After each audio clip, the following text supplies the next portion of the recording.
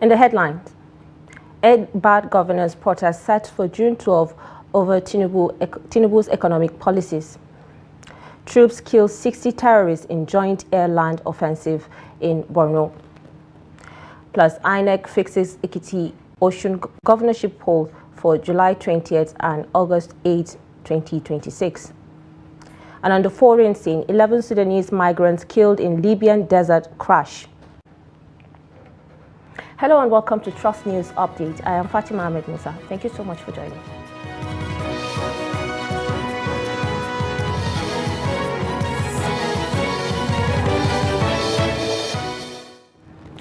As economic pressure mounts on ordinary Nigerians, frustration is boiling over. The End Bad Governors movement has announced a nationwide protest scheduled for June 12, aimed at confronting what it calls the anti-people's policy of President Bola Ahmed Tinubu's administration. The protest, set to coincide with Nigeria's Democracy Day, is already gaining momentum online and on the streets, with organizers calling for urgent reforms and reversal of policies they say are suffocating the masses. To report.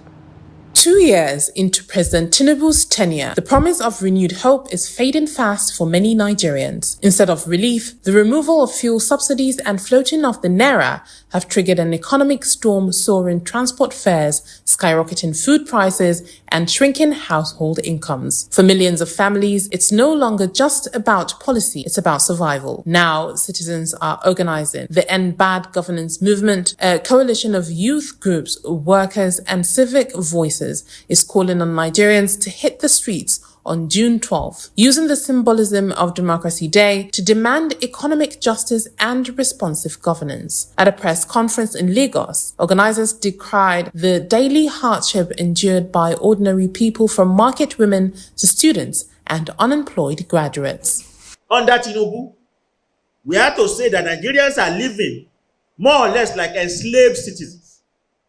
All the constitutional guaranteed rights and freedoms that in the past inspired struggles against military rule and for democracy have now been completely taken away by the Tinubu administration. The civic space has shrunken to the point that Nigerians can no longer breathe. The right of freedom of expression, assembly, and association are routinely under attack. Several activists, bloggers, and journalists are being harassed, attacked, arrested, and prosecuted for simply exercising freedom of speech. Put ourselves in the shoe of the masses. People are not happy. Looking at the minimum wage, looking at the hospital, our insecurity. I know of a family that lost the father and the mother in Abuja. That a lot of amounts were paid, and at the end of the day, this couple died. Is a call to everybody. It can be anybody. Failure to adjust, nobody knows who it is going to be the next one. The language these people understand, especially the government, is protest. But as far as I'm concerned, I will plead with the masses. They should just put away the fears in them. On that very day, June 12, we should come out en masse. Let's show our grievances. We shouldn't allow this government to subject all of us into unnecessary hardship. The poverty is just too much, and we can't continue like this. As June 12th draws near, the streets may once again become a platform for expression. But this time, the cry isn't just about governance. It's about the daily pain of citizens trying to survive a system they believe is failing them. For many, this protest isn't just a demand, it's a lifeline. The Nigerian Governors Forum has expressed deep sorrow over the deadly flood that swept through Makwa local government area of Niger State, killing at least 21 people and leaving a trail of destruction. In a statement signed by its chairman, Governor Abdurrahman Abdulrazak of Kwara State, the forum described the tragedy as heartbreaking and said it was shocked It was a shock by the scale of devastation. The NGF extended its condolences to Governor Muhammad Umar Bago, the people and the government of Niger State over the lives lost and damage to homes and livelihoods. Several homes were submerged and property worth millions of naira destroyed as heavy flooding hit the community earlier in the week. The forum commended the Niger State governor for its swift response and coordination with emergency agencies, while also expressing solidarity with the affected families.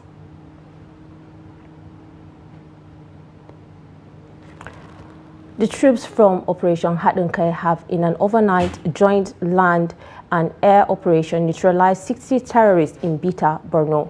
A reliable military source who confirmed this in Maiduguri said that the terrorists were overpowered during a fierce encounter at 1:09 a.m. on Friday. The coordinated offensive, according to the source, which involved troops under the 26th Task Force Brigade of Sector 1 and the Nigerian Air Force NAF, took place after an attempted assault by the terrorists on a military position. The report also quoted a post on the Army's official X handle at HQ Nigerian Army, saying the operation marked a significant success in the ongoing counter-terrorism efforts in the northeast. The air component of the operation Hadunkai deployed a A-29 Super Tucano aircraft and the Dragon platform, delivering precision strikes that destroyed 2 enemy gun struck and neutralized scores of insurgents.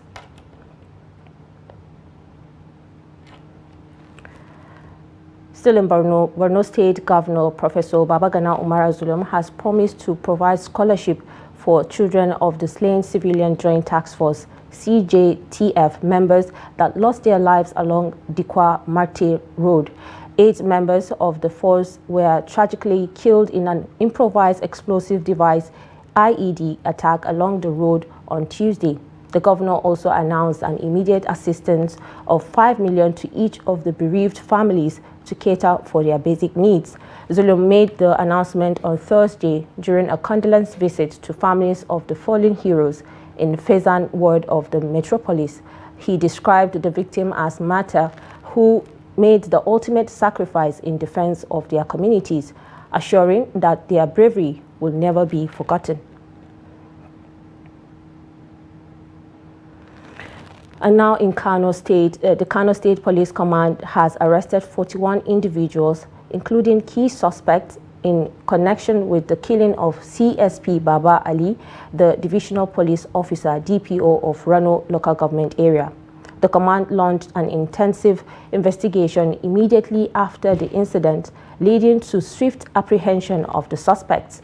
The attack, described by the police as a direct assault on law enforcement, has drawn widespread condemnation across the state. Police authorities expressed deep sorrow over the killing, which occurred while the officer was on active duty. The act is being treated as a serious threat to public peace and security. The Commissioner of Police, Ibrahim Adamu Bakori, assured the public of the command's commitment to ensuring justice and also urged the residents to remain calm and cooperate with the law enforcement efforts. Taraba State Governor Kefas Abo has revealed that his sister, Asi Kefas, was mistakenly shot and killed by a police escort and not bandit while traveling from Jalingo to Abuja along the Wukari-Chinkai Road in early 2024. Speaking in Jalingo, Kefas said investigations confirmed that officer attached to his mother's security detail shot Asi at close range and gun pellets were later found in her body. Previously believed to be a victim of bandit attack, her death had stirred controversy across the state. The governor also observed a minute of silence in her memory and also for over 50 victims recently killed in Karim Lamido local government, while calling for peace and unity among communities. He announced plans to set up a commission to inquiry to address the ongoing violence in Karim Lamido and stressed the need for Justice and Reconciliation. The Minister of Federal Capital Territory, Nyesom Wike, has criticized the National Assembly Committee on Area Councils for its failure to resolve the ongoing strike by primary school teachers in the FCT. Wike stated this on Thursday during an inspection tour of ongoing construction projects across the territory. Despite what he described as several interventions from his office, the minister blamed the National Assembly Committee responsible for overseeing the area council, accusing it of not doing enough to end the prolonged industrial action. Speaking shortly after inspecting infrastructure projects within the capital, Wike reminded the lawmakers that the National Assembly serves as the legislature for the FCT and is constitutionally mandated to provide oversight on the activities of the area councils, which are democratically elected. Wike, however, emphasized that efforts are ongoing to address the situation, reiterating that education remains a critical driver of national development. Well, we can be assured that everything is being done to see that the teachers go back. But you see, the problem we have, just like what you said, we have committees of the FCT, the House of Reps, and the Senate. We have chairman of them, of the area councils. The chairman of committees of area councils, their responsibility is to oversee what the area councils are doing, because the legislature of the FCT today is National Assembly. That's what the chairman of House Committee of the National Assembly has to look at the problem in the area councils. But it's unfortunate they concentrate in just inviting a minister to come and defend. I've never seen it in my life. The Independent and National Electoral Commission on INEC on Friday announced Saturday, July 20th, 2026, for the conduct of the Ekiti State governorship election. According to the INEC, that of Oshun State will hold on Saturday, August 8, 2026. The INEC chairman, Professor Mahmoud Yakubu, disclosed this while swearing in 6 new resident electoral commissioners rec. Yakubu said with the swearing in of the 6 recs, all vacancies have been filled in the 36 states of the Federation and the Federal Capital Territory, FCT. Addressing the recs, Yakubu said the conduct of election is not only a huge responsibility, but also a sacred duty. Speaking on the Ekiti and Oshun elections, Yakubu said in line with the requirement of the law, the Commission is under legal obligation to publish the notices for major elections not later than 360 days before the date fixed for the election.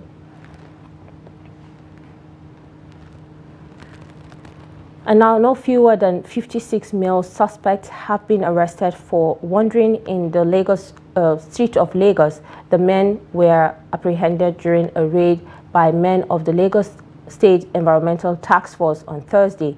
According to the State Commissioner for Environment and Water Resources, Tokumbo Wahab, the raid took place at about 1:30 a.m. and areas raided include Falomo Bridge, 4 Point area, First Gate, Muri Okunola Park, Law School area, and other adjoining streets where the presence of some undesirable elements was noticed, and narcotic substance suspected to be Indian hemp, illicit drugs, and dangerous objects like scissors were found on them.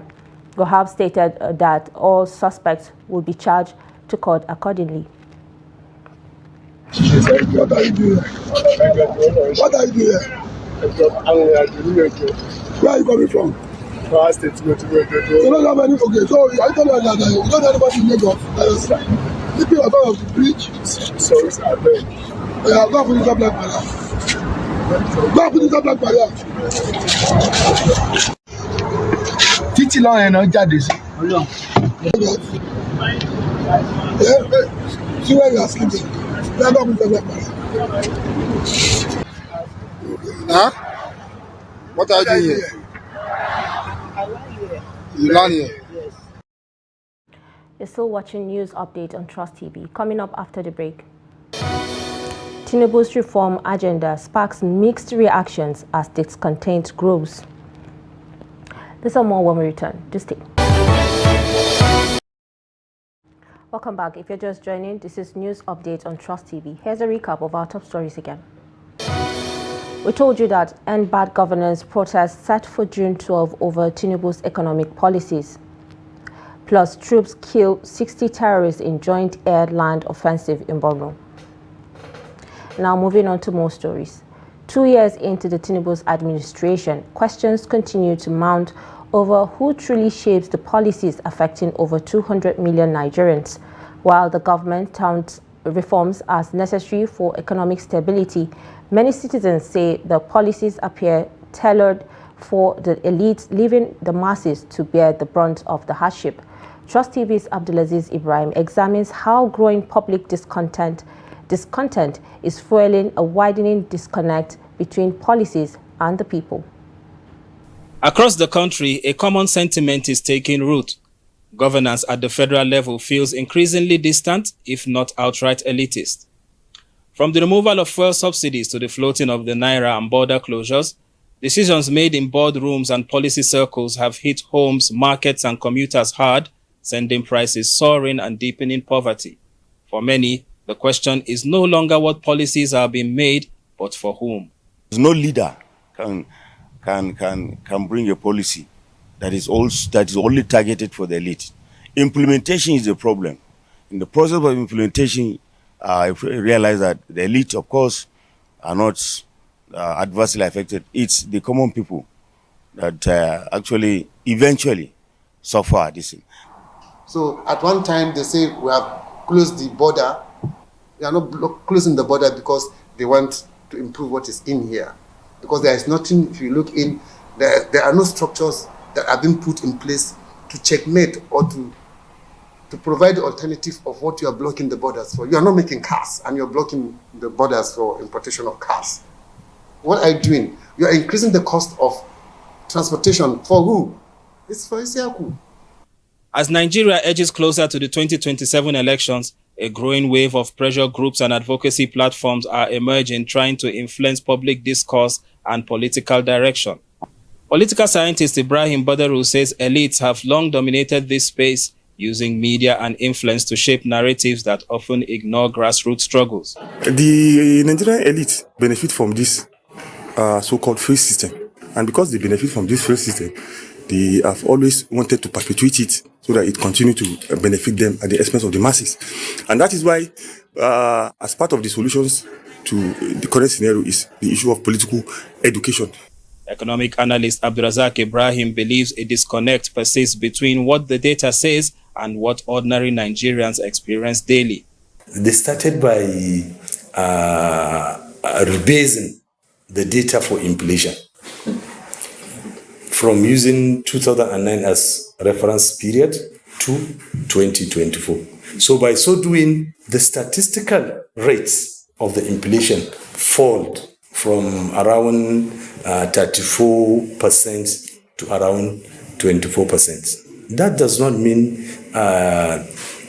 relief or economic relief or price relief in the country. It's just a methodological shift. They changed the methodology of computing the inflation, but it is not solving our problem. They also based the data for unemployment. They started with the unemployment. Previously, unemployment in Nigeria is when somebody do not work for 20 hours in 2 weeks. In a week, he is recorded as unemployed. Today, in the new methodology, if you work for 1 hour within the last 2 weeks, you are employed. It's a chess game, critics say, one played far above the heads of those who skip meals just to afford transport money. What the masses are supposed to do is to have themselves available and understand the political dynamics, and as well as observe what is happening in the political space. And it is in this situation that a meaningful change can be made. Except the elites understand that the masses are not aware of the atrocities they are doing. They will not want to relinquish themselves from this power. And that is why even the electoral system is perverted in such a way that it disconnects the masses. The reality on ground is different from what you see. And that is why even the issue of voters turnout, you cannot continue to force people to that until when we are trying to make law that people must come out and vote. I think there's a disconnect there. You have to make available the evidence of democracy, and that is the only way people can participate in this electoral process. As Nigeria's democracy matures, observers argue it must become more inclusive, not just in rhetoric, but in real policy making. The loudest voices shouldn't always come from the corridors of power, but also from the communities they claim to serve. Only then, they say, can reforms be truly for the people, not just about them. Abdulaziz Ibrahim, Trust TV News. Now in business, the Security and Exchange Commission has renewed warnings on the dangers of Ponzi scheme, highlighting their devastating impact on investors' confidence, financial stability, and Nigeria capital market. Speaking at the Capital Market Enlightenment Program organized for the Capital Market Correspondents Association of Nigeria, the head of Enforcement Department of the SEC, Saad Abdul Salam, noted that the proliferation of fraudulent investment scheme continues to erode public trust in formal investment platforms. He said by offering unrealistic returns and operating outside the regulatory framework, destabilized investors' sentiment and undermined participation in legitimate capital market activities. Beyond the capital market, Abdul Salam emphasized that the social and economic consequences of Ponzi schemes are far-reaching. This includes household financial losses, often involving in life savings or borrowed funds, intensifying socioeconomic stress and threatening community cohesion. Nigeria has a long, troubling history with Ponzi scheme operation. And now away from Nigeria, 11 Sudanese migrants and Libyan driver have been reportedly dead after their vehicle collided with a truck in the Libyan desert early on Friday morning. Local emergency services said the victims include 3 women and 2 children. The crash 90 kilometers north of the Libyan town of Kufra is the latest tragedy involving Sudanese fleeing the civil war in their home country. Early this month, 7 Sudanese were found dead after their vehicle broke down in the desert, leaving 34 migrants on board stranded for several days. Libya was plunged into chaos following a NATO-backed uprising that toppled and killed longtime leader Muammar Gaddafi in 2011. And now in sports, Nigeria, the winner of the inaugural 2004 edition of Unity Cup, will seek to retain their Unity Cup title against Jamaica's Reggae Boys in a highly anticipated finals at Brentford's G-Tech Community Stadium in West London on Saturday evening. This year's tournament has successfully combined sporting excellence with cultural celebration and camaraderie, bringing together diverse communities across the UK for a night of thrilling football and festive atmosphere. Both finalists faced tough battles to reach the final. Jamaica's Reggae Boys overcame the Soca Warriors in a dramatic match that ended with a last-minute penalty after the Warriors fought back from 2-0 down. Nigeria edged past Ghana's Black Stars, holding on to a 2-1 winning despite a last surge from the youthful Ghanaian side led by veteran Jordan Ayew. The Nigerian-Jamaican rivalry goes back decades, including memorable 2-2 friendly draw in Kingston before the 1998 FIFA World Cup. And with that, we have come to the end of News Update on Trust TV. Do not forget to watch us across all our social media platforms for more news, programs, and documentaries. I am Fatima Ahmed Musa. Good evening.